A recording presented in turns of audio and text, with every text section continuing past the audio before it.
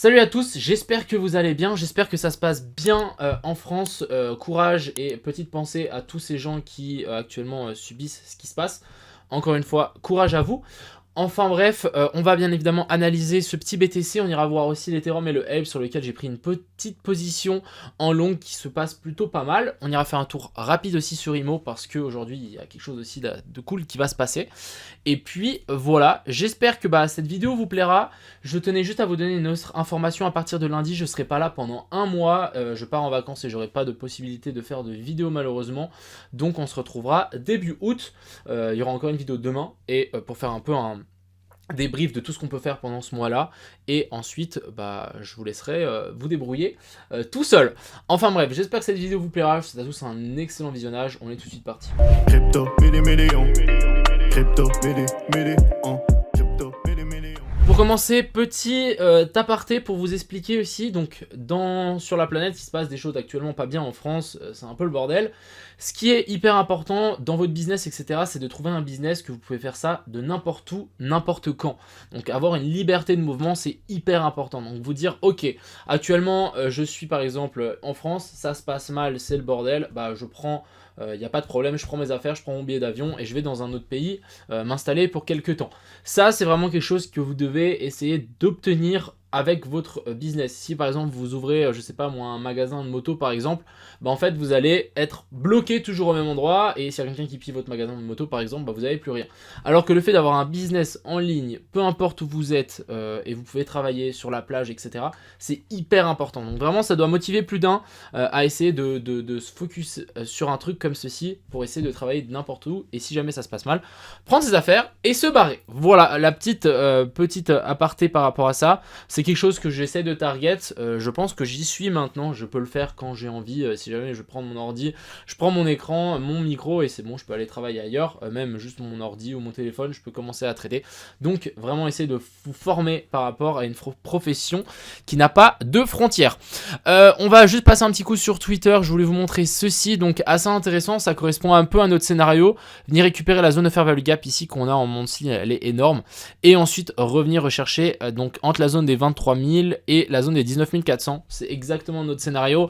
On s'attend quand même à une jolie petit retour ici en dessous avant de vouloir partir en bull run avant le halving. Deuxième chose par rapport à IMO. Donc comme vous savez, on est le 1er juillet. 1er juillet veut dire nouveau burn. Donc on va avoir un nouveau burn. Achat de 1000 $ aujourd'hui sur le cours de IMO. Et ensuite destruction. Donc encore une fois, on fait monter le prix et on réduit la supply. Et ça, tous les mois grâce au loyer de l'appartement.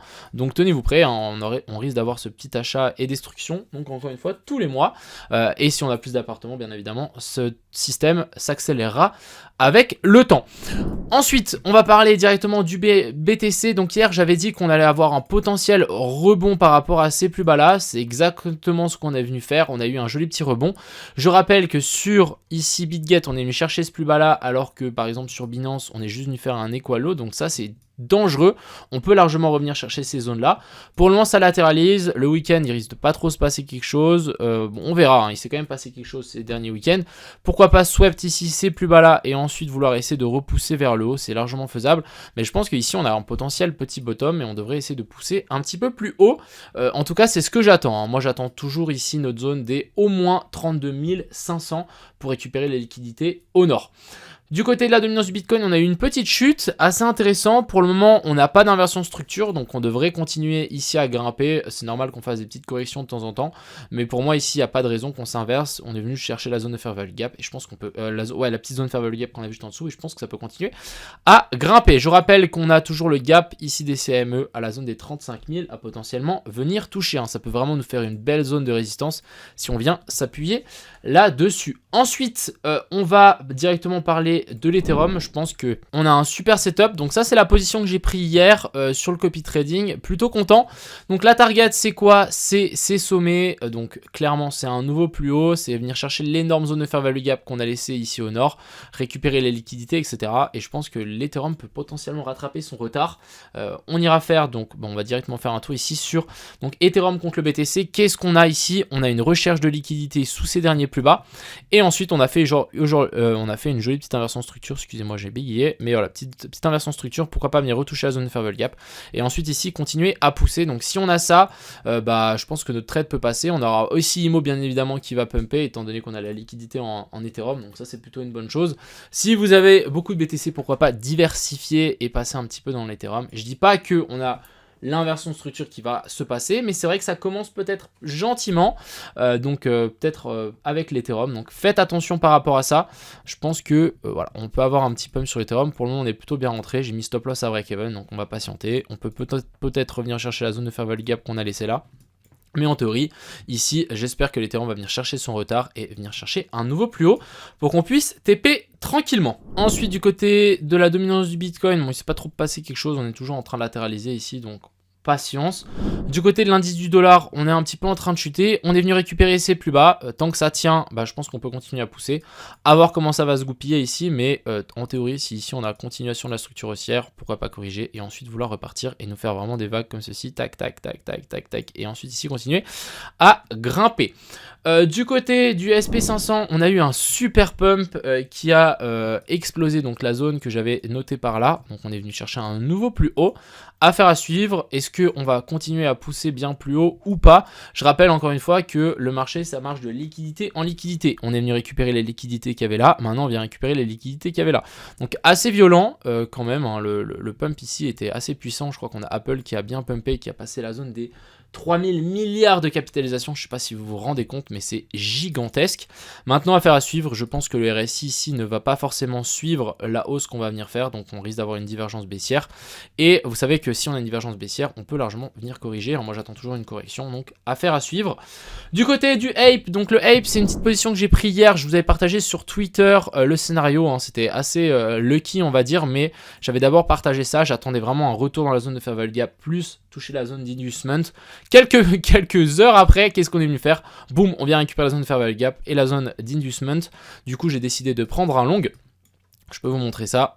Donc en gros, ça c'est mon petit long. Je suis rentré vraiment au plus bas ici.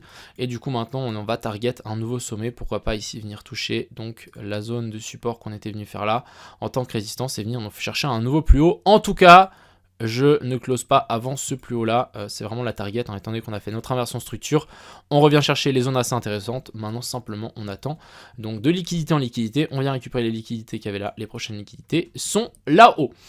Ensuite, donc ça c'était pour le Ape. On a le masque qui est assez intéressant aussi, potentiel ici, donc inversion de structure avec notre petit boss. On vient chercher la zone de fair value gap et ici on essaye de push vers le haut. Je pense qu'aussi on peut avoir un super ratio. C'est pas forcément une position que j'ai prise, mais pourquoi pas essayer de déplacer ça comme ceci. Je pense que ça peut largement se faire et venir target un nouveau sommet. On a le Solana aussi qui a assez bien réagi. On a eu un magnifique pump and dump et ensuite on est venu chercher donc juste plus haut que cette zone là. Et là on peut potentiellement à mon avis s'inverser, donc il va falloir faire attention. Je suis assez d'avis que ici on a un potentiel top sur le Solana et que j'attends toujours un retour sur ces plus bas là. En plus on a fait une jolie correction du coup ici en A, B, C. Pourquoi pas redescendre et venir chercher un nouveau plus bas pour nous former notre 5 et ensuite vouloir repartir vers le haut. Voilà un petit peu ce que je voulais dire aujourd'hui pour les cryptos. Encore une fois c'est le week-end donc on va patienter. Je suis assez bullish sur l'Ethereum, je pense qu'on peut vraiment venir chercher donc c'est plus haut sans trop de soucis. Et puis voilà, j'espère que cette vidéo vous a plu, je vous souhaite à tous un excellent week-end. Et sur ce, c'était Crypto Mignon, ciao.